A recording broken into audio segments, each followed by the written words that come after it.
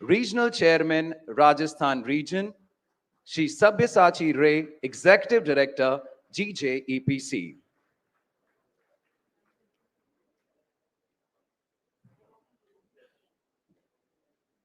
Would request the dignitaries to join us for the ceremonial lighting of the lamp to officially commence today's evening.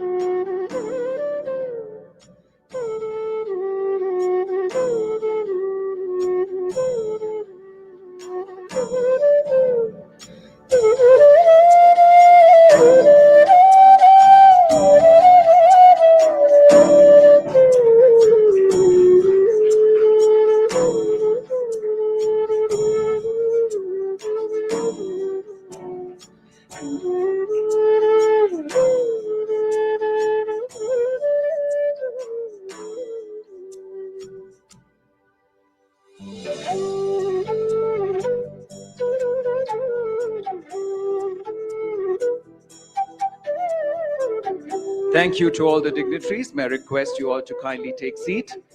Thank you very much.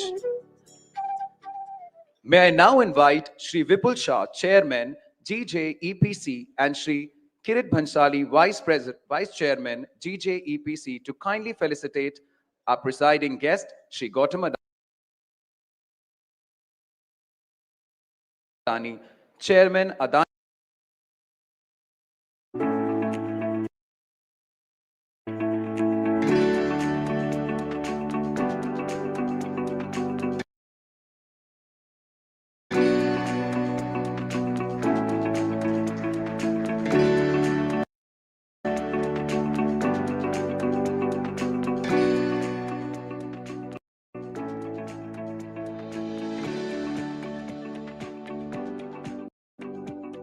Thank you.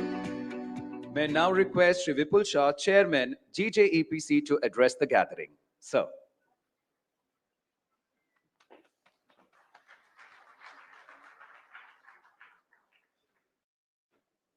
Shri Gautam Adani ji, Chairman Adani Group. We are also honored to have Srimati Pritiben Adani with us. Thank you, ma'am, for gracing this occasion. Shri Kirit Bhansali, Vice Chairman. Shri Nirmal Baradia, Chairman, Rajasthan Region. Shri Sabyasachi Ray, Executive Director. Friends from the trade,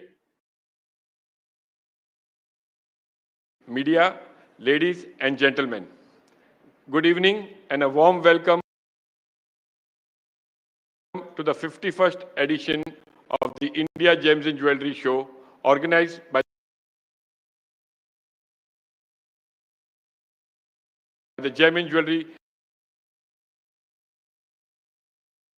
By your unparalleled ability to identify and seize opportunities inspires us as we chart the future of the gem and jewellery industry, a sector brimming with untapped potential. India proudly hosts two major gem and jewellery hubs, Jaipur, celebrated for its beautiful gemstones, and Surat, the diamond capital of the world.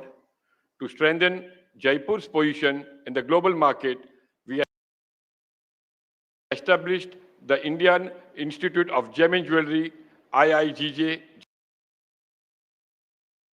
Jaipur, complete with a hostel facility, nurturing future talent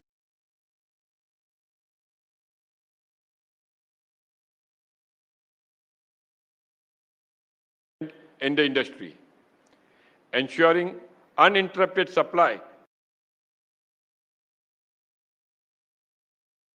Land has been allocated, first installment payment made, and the designs finalized, marking a significant milestone in the city's journey to becoming a global gemstone hub. These achievements are a testament to the steadfast support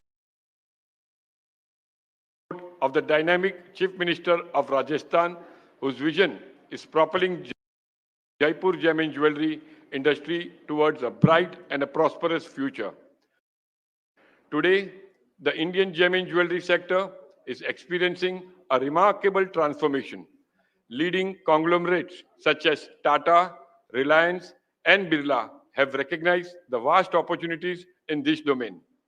Their participation underscores the significance of this industry, which has been a cornerstone of India's cultural and economic fabric. It would be a matter of great pride to witness the Adani Group entering this sector, bringing your expertise and vision to a market growing at a robust 20% compounded growth in retail jewelry. Thanks to the dynamic leadership of Union Minister Shri Piyush Goyal ji, India has been actively signing FTAs with key consuming nations such as the UAE and Australia, leading to exponential growth in exports, with many more agreements on the horizon. Our industry, long driven by traditional family-owned businesses, is now embracing change. Companies like Senco Gold, Kalyan Jewelers, and PNG Gadgil, which started as a family enterprises, have successfully gone public, marking a significant shift in how the industry operates. The confidence of the public and investors in the jewelry sector has never been stronger, reflecting the trust in its resilience and future. Technology and innovation are shaping this evolution. At the Bharat Ratnam Mega Common Facility Center in Mumbai, we have introduced Asia's first metal 3D printing machine, setting a new benchmark for technological advancements in the jewelry manufacturing. The government, too, has shown immense support with its historic investment in lab-grown diamond research and development, a field that not only serves jewelry but also holds promise for advanced applications like semiconductors and cooling technologies. This momentum aligns perfectly with India's larger narrative under the leadership of our Honorable Prime Minister Ji, Shri Narendra Bhai Modi, our narrative of rising from the past to showcase strength and capability on the global stage. Our industry mirrors this story, breaking barriers and setting new benchmarks. At the Gem and Jewelry Export Promotion Council, we are working tirelessly to lay the foundation for this transformation. The India Jewelry Park in Mumbai is set to begin construction on 15 January 2025. Our flagship event, IGJA, is now the largest jewelry show in the world, and initiatives like the India Gem and Jewelry Show in Dubai are taking our reach global. The message is simple and clear. Think big, innovative, relentlessly, and embrace technology. The future belongs to those who adapt and evolve. The gem and jewelry industry is no exception. It is on the brink of extraordinary possibilities, waiting for pioneers like you, Gautam Bhai, to help propel it to an unparalleled heights. I would like to inform that with regards to SNZ, today marks a momentous step for the diamond industry with the introduction of the new safe harbor rules. This bold initiative announced today by the government reflects a deep understanding of the unique challenges faced by our sector and will attract more foreign diamond mining and trading companies to India, thus boosting domestic manufacturing and exports. As I conclude, I extend my heartfelt congratulations to all the award winners today. Your remarkable achievements are a testament to your hard work, innovation, and dedication. I encourage you to continue expanding horizons, setting up new benchmarks, and inspiring the industry to reach even greater heights. Thank you. Thank you, Mr. Shah, for setting the perfect tone for the evening. Thank you very much. As is the tradition every year, we are proud to present the IGJA Award Souvenir, which captures the highlights and milestones of this prestigious event. May I now request the esteemed members on the dais to kindly unveil this special edition.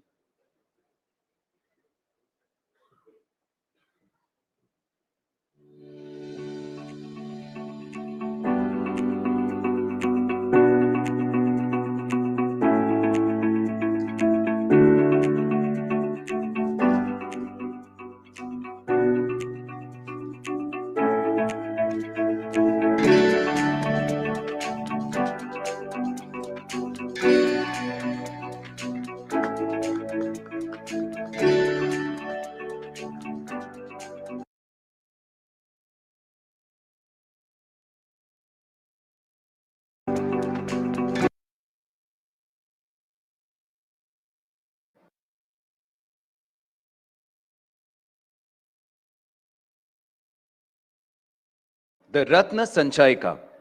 May I kindly request our esteemed guest to do the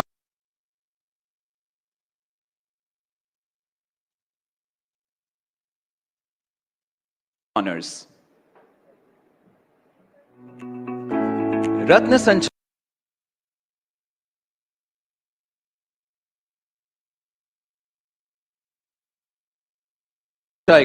is GJEPC's annual Hindi magazine.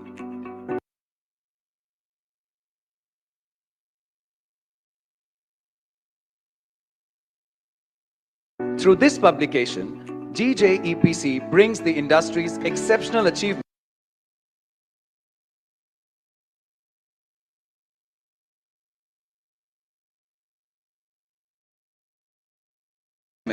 and the original thoughts of the council's officials and employees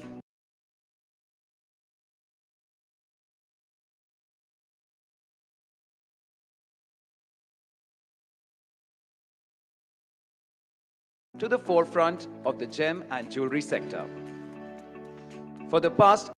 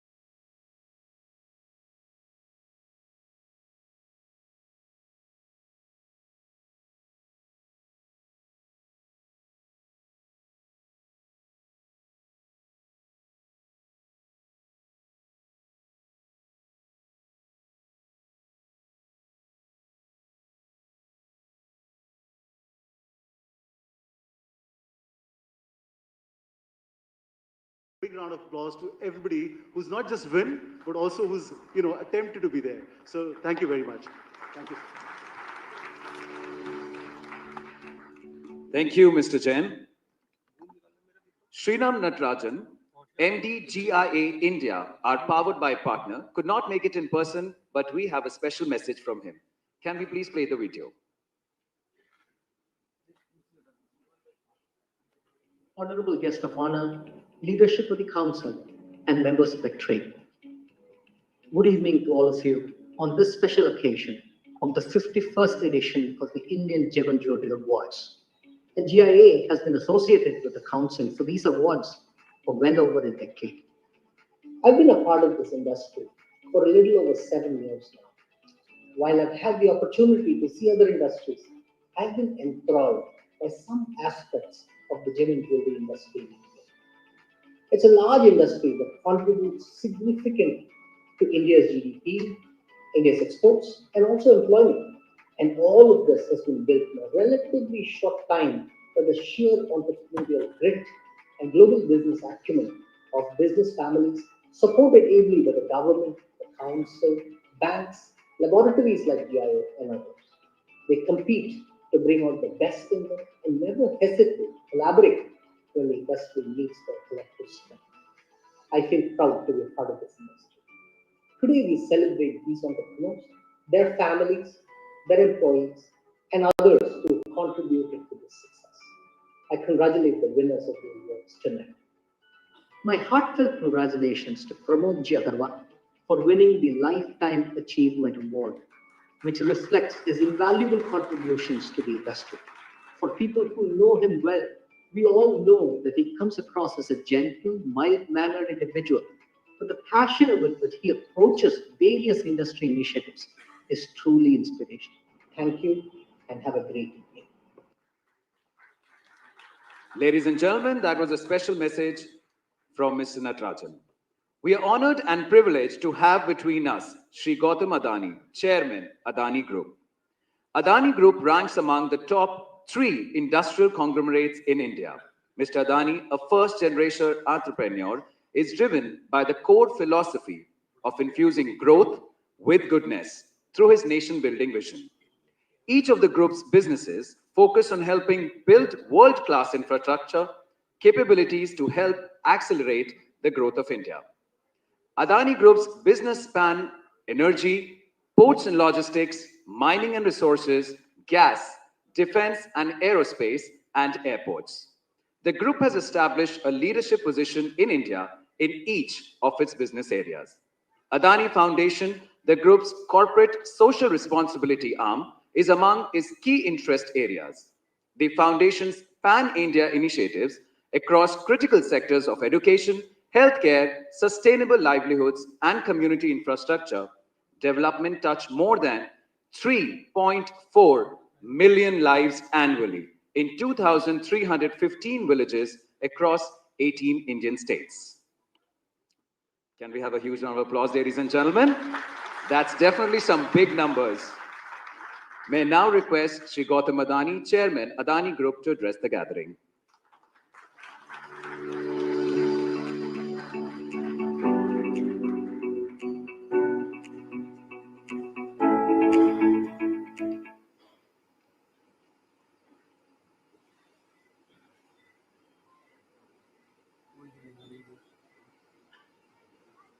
Chairman Sri Vipul Shah, Vice Chairman Sri Kirit Bhansali, Regional Chairman of Rajasthan Sri Nirmalji, Executive Director Sri Sabayasachi Ray, esteemed office bearers of the Gems and Jewellery Export Promotion Council, and my dear friends.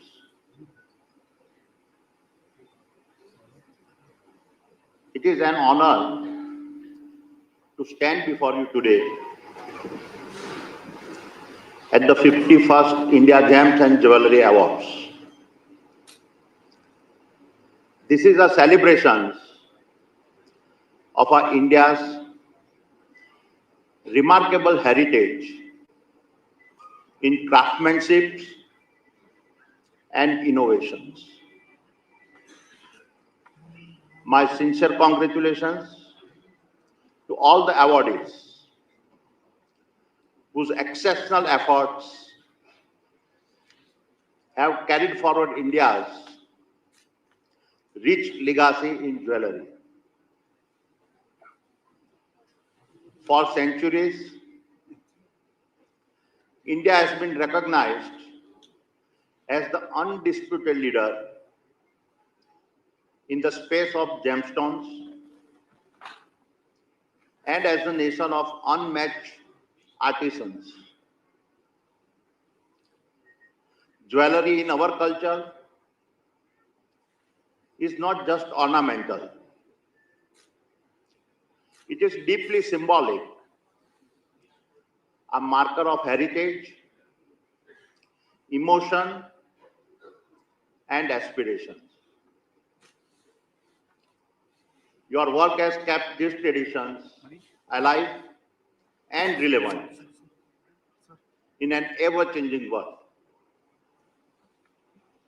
This industry is a powerhouse, providing employment to over 5 million Indians, a figure comparable to the workforce of our IT sector. Surat, as the global epicenter of diamond cutting and polishing,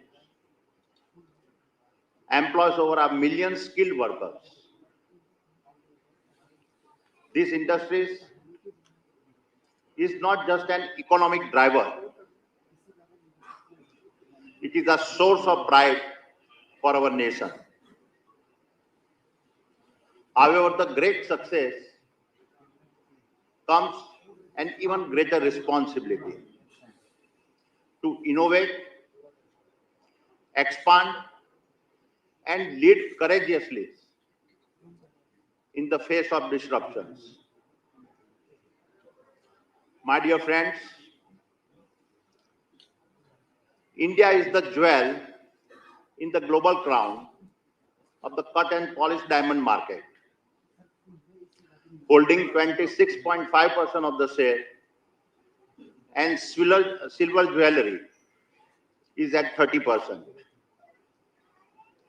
But the result, 14% decline in exports, is more than a statistic. It is a wake-up call. It signals a turning point where challenges, both temporarily and permanent, demand that we reimagine our approach. We are at the start of revolutions. Sustainability and technology, two forces reshaping industries worldwide, are now at our doorstep. The rise of lab-grown diamonds, the demand for transparency and ethical practices, shifting consumer priorities, and the digital wave are not just disrupting the status quo. They are creating a new blueprint necessary for success. This is therefore our moment to lead. The industries must think differently, act urgently, and innovate courageously. Today's inflection point must be turned into an era of unprecedented opportunity for growth.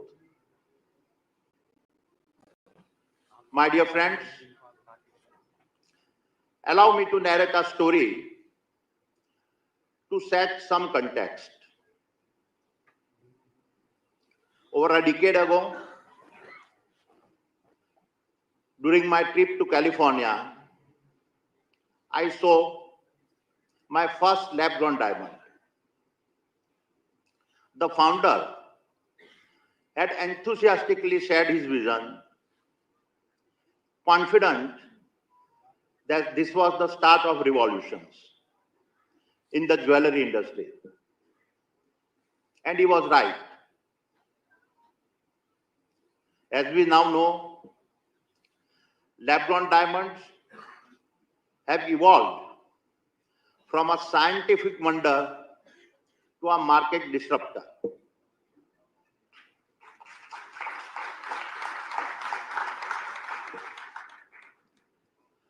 Today, they are officially recognized by the US Federal Trade Commission as a real diamonds.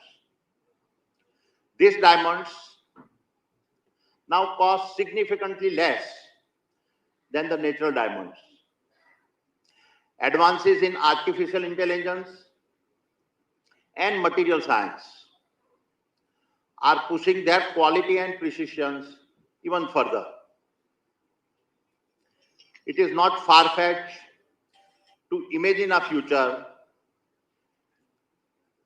where we design our own diamonds, specifying every detail from cut to color, clarity, and carat weight, making each piece uniquely personal. This is the future we must embrace. Also, beyond traditional gems, the concept of jewelry itself is shifting.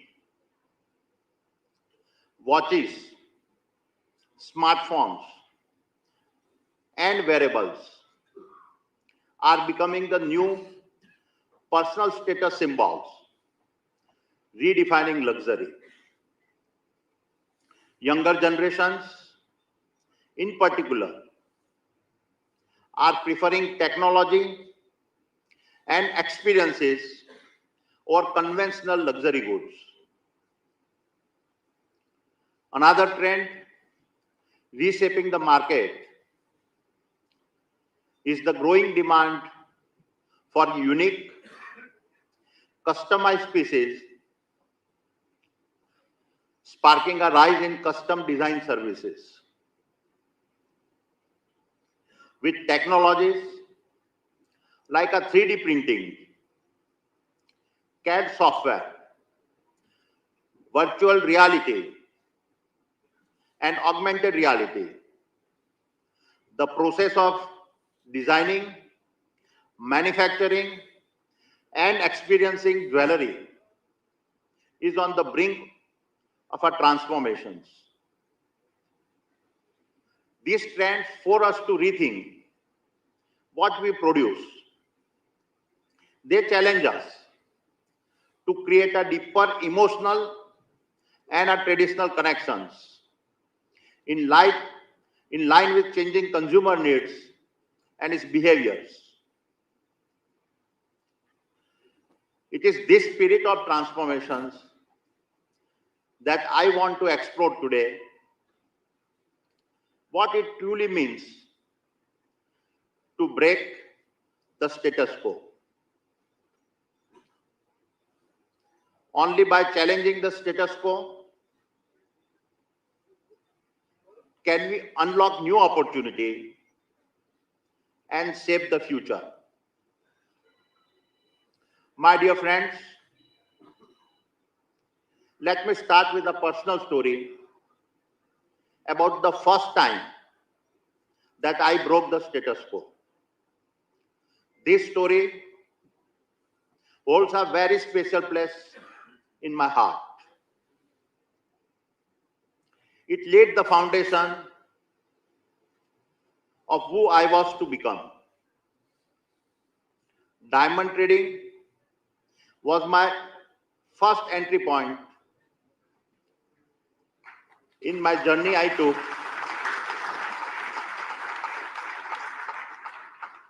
to become an entrepreneur. In the year 1978, at the age of 16,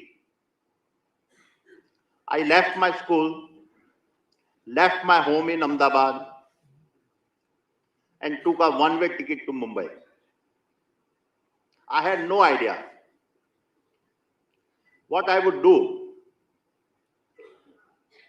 but I was clear that I wanted to be an entrepreneur, and I believed Mumbai was the city of opportunities that would give me this chance.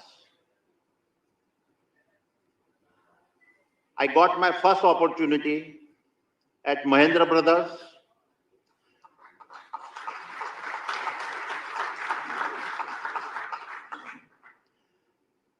where I learned the art of diamond assorting.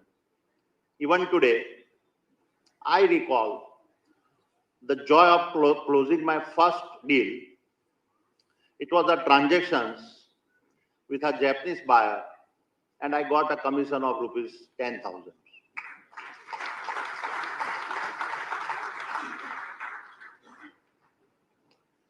That day marked the start of a journey that would shape the way I would live my life as an entrepreneur.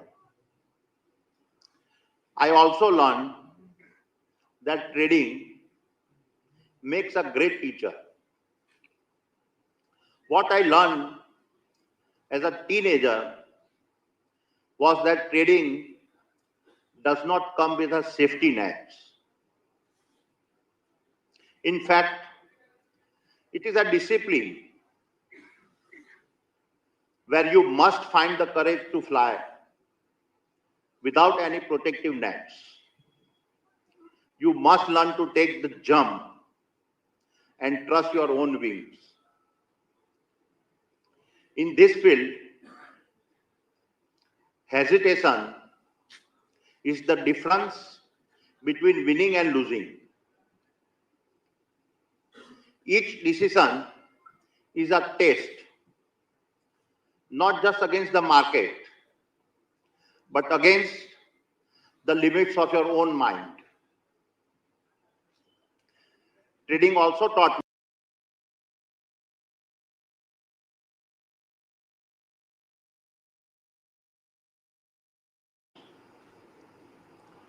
limits your ability to challenge the status quo. Therefore, my dear friends, to accept the status quo is to settle for a destiny where you stop questioning, stop dreaming, and stop exploring your own potential. The Adani Group stands where it is today because we are not afraid to challenge ourselves.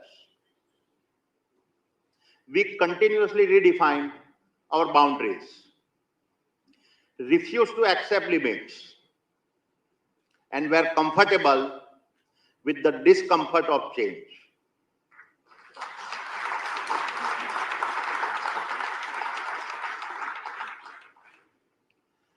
Our journey has been built on the foundation of grit and a relentless drive to overcome challenges.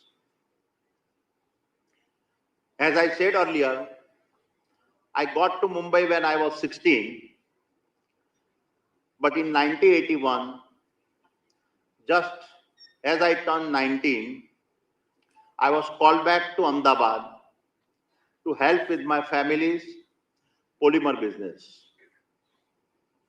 India at that time faced a great shortage of raw materials given the intense import controls. I saw firsthand the struggles that every small scale industry faced. And then it was 1985 under the leadership of Sri Rajiv Gandhi that India began to take its first steps towards economic liberalizations. I saw an early opportunity in these changes, especially with the relaxation of import policies for industries facing raw material shortages. While I had no prior experience in trading polymers, I still took a calculated risk and established a trading organization focused on imports. By 1990, my trading venture was performing well, but then India itself faced a critical moment. The massive foreign exchange crisis of 1991 threatened the entire economy, ultimately leading to a wave of economic reforms initiated by Prime Minister Shri P.V. Narasimha Rao ji and then Finance Minister Dr. Manmohan Singh. These reforms dismantled the license raj, opened up the economy to foreign investments, and reduced import tariffs. I saw in these transformations of the Indian business landscape an opportunity to scale further. In 1991, at the age of 29, I established a global trading house expanding into polymers, metal, textiles, and agriculture products. In just 2 years, we became India's largest global trading house, proving that the combination of proving that the combination of speed and scale is a powerful driver of growth. However, while the import-export business did very well, I had started questioning the status quo. I began realizing that for the next phase of growth, I would need to own assets and build something lasting. In other words, I had to challenge everything I knew. Remember, I had no experience in building anything. We had not even laid a single brick in our life. But opportunities show up for those that seek. And it was in 1995 that a transformative opportunity emerged when the BJP-led Gujarat government announced its port-led industrial development plan under a public-private partnership mode. To summarize a long story, we quickly moved to establish Mundra Port. This transitions about 30 years back was the start of our journey into the domain of infrastructure. My dear friends, I tell my team all the time that the future belongs to those who dare to see beyond the present and who recognize that today's limits are at tomorrow's starting points.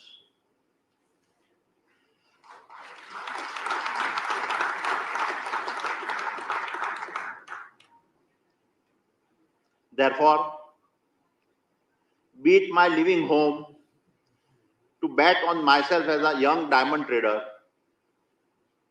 or believing that we could build the nation's largest port against the advice of all experts,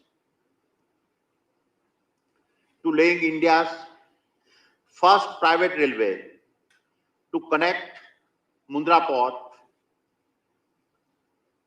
to being able to establish the world's largest single-site thermal power generation capacity, to building the world's largest coal import terminal, to being the first in India to build the first private HVDC line, to making India's largest ever investment in an OECD country, to operating India's largest network of airports, to investing in a port in Israel and making a bet on the future of the India Middle East corridor,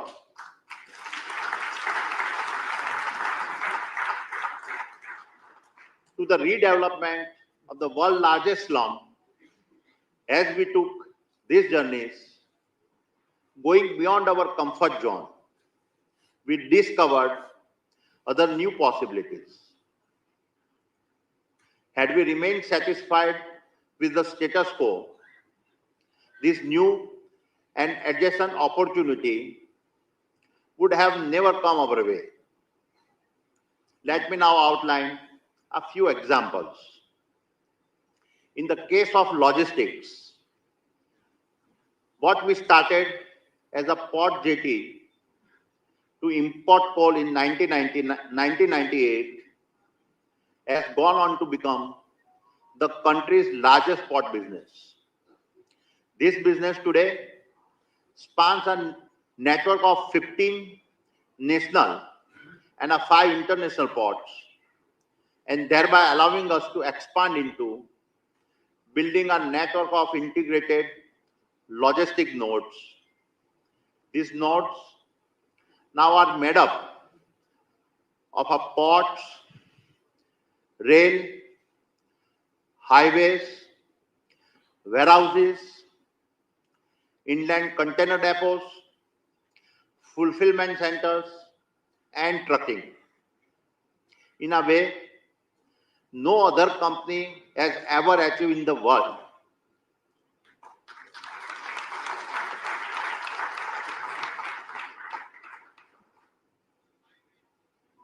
This journey has taken us deep into the Middle East, all the way into the Mediterranean, through Israel, and into the heart of Africa. For me, it is no more just about ports. It is now about leveraging India's geographic locations and doing our part to help make our nation become the center of the logistics world.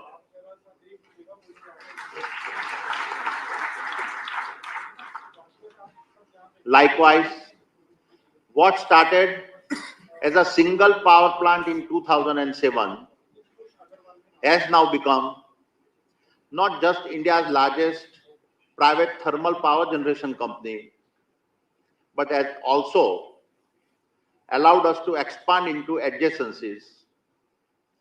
This expansion has seen us become India's largest private transmission company, largest private power distribution company, largest mine developer and operator, as well as the only company that successfully took up the challenge of a cross-border supply of power to help our neighboring nation.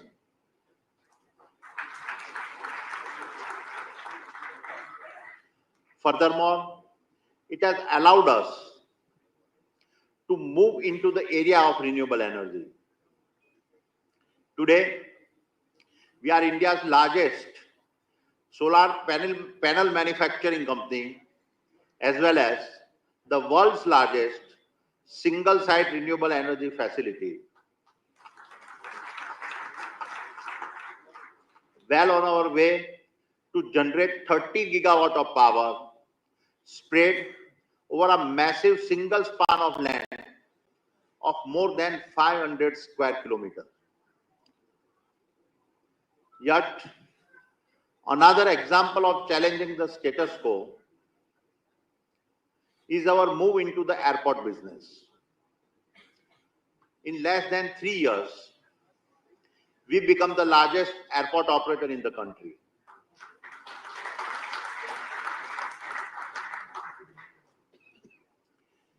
We then built our adjacencies that made us the largest airport logistics player with almost 40% of India's air cargo,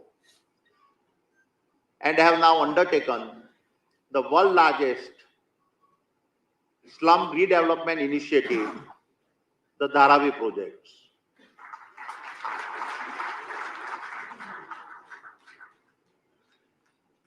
And I must add here that, for me, Dharavi is not just about slum redevelopment. It is about restoring dignity, creating a sustainable ecosystems, and changing the status quo for over 1 million residents.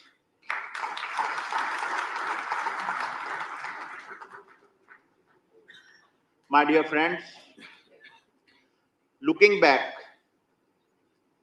while we have had our successes, our challenges have been even bigger. However, these challenges have not broken us.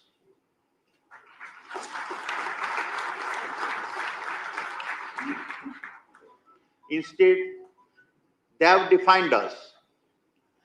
They have made us tougher and give us the unshakable belief that after every fall, we will rise again, stronger and more resilient than before.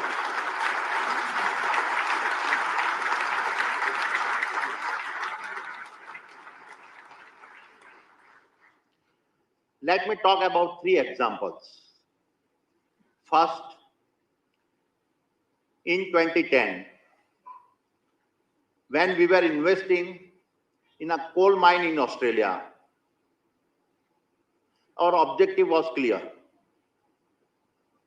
how to make India energy secure and replace every 2 tons of poor quality Indian coal with a 1 ton of high quality coal from Australia. However, the resistance from NGOs was huge and lasted almost a decade. In fact, it was so intense that we ended up funding the entire project of a $10 billion with our own equity.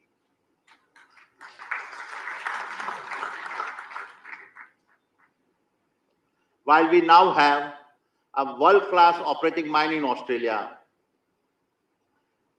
and it could be seen as a great sign of our resilience, the fact is that 100% equity funding took away over $30 billion of our debt refinancing from our green energy projects.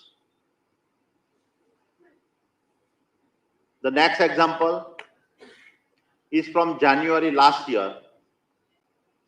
Just as we were getting ready to launch our follow-on public offering, we faced a short selling attack initiated from abroad.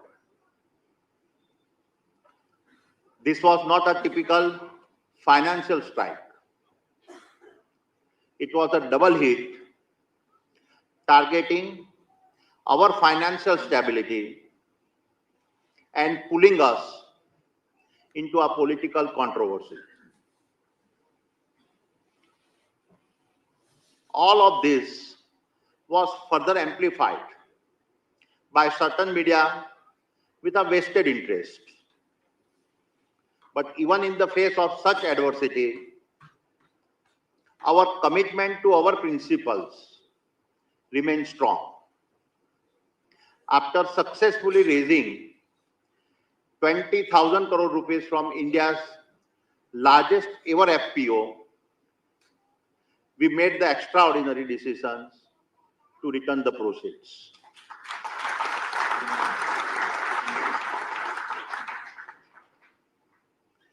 We then further demonstrated our resilience by raising capital from several international sources and proactively reducing our debt to EBITDA ratios to below 2.5 times, unmatched metric in the global infrastructure space. Moreover, our all-time record financial results in the same year showcase our commitment to operational excellence. Not a single Indian or a foreign credit rating agencies downgraded us. And finally, the Supreme Court of India affirmation of our actions validated our approach.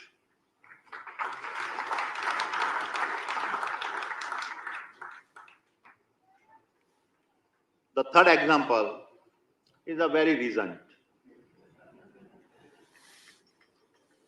As most of you would have read, less than 2 weeks back, we faced a set of allegations from the US about compliance practices at Adani Green Energy. This is not the first time we have faced such challenges. What I can tell you is that every attack makes us stronger.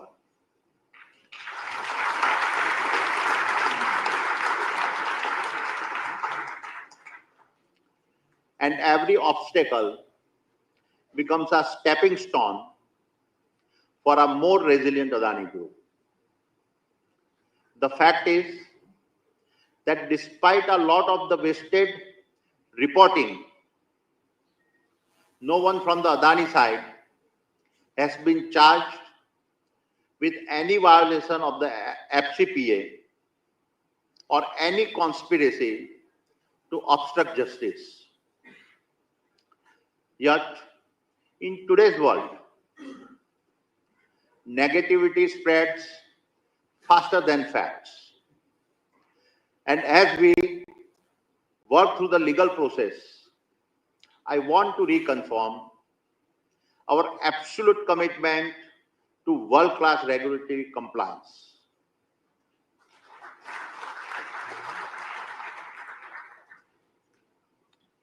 My dear friends, over the years, I have come to accept that the roadblocks we face are the price of pioneering. The more bold your dreams, the more the world will scrutinize you. But it is precisely in that scrutiny that you must find the courage to rise, to challenge the status quo, and to build a path where none exists. To pioneer is to embrace the unknown, to break limits, and to believe in your vision even when the world cannot yet see it. Therefore, as I conclude, let me leave you with three guiding thoughts. First, embrace technology and sustainability as the twin pillars of progress. These are not just trends, they are the foundation of our future. Your success will depend entirely on how boldly and at what scale you integrate these forces into your work. Technology will accelerate possibilities, while sustainability will ensure that your growth is enduring and responsible. Together, they represent the compass for a better tomorrow. Second, empower and uplift the skilled workforce at the heart of our transformations. These craftsmen and artisans are the custodians of India's rich heritage,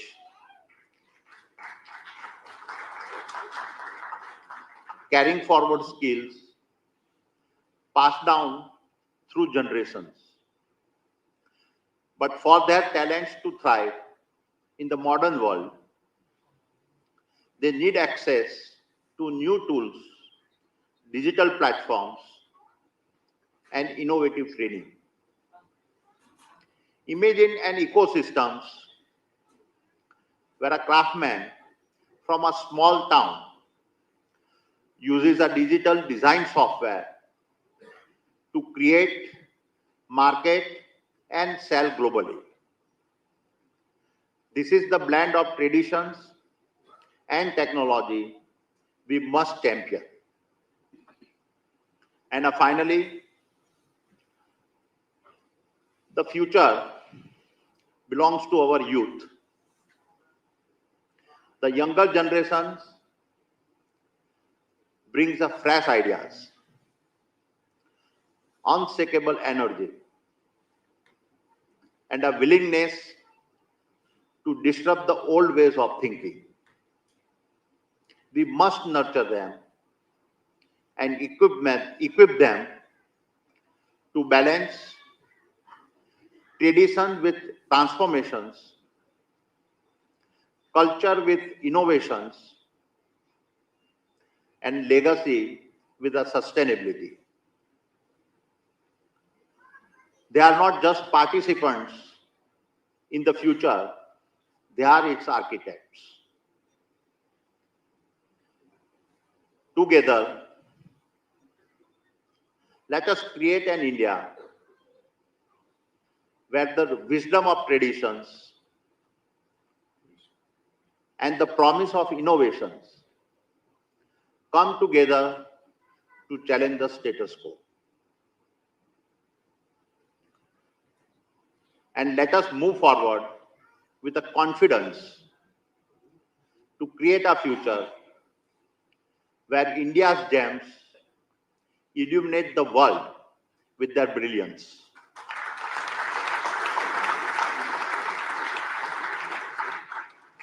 Wish you all the best. Thank you. Jai Hind.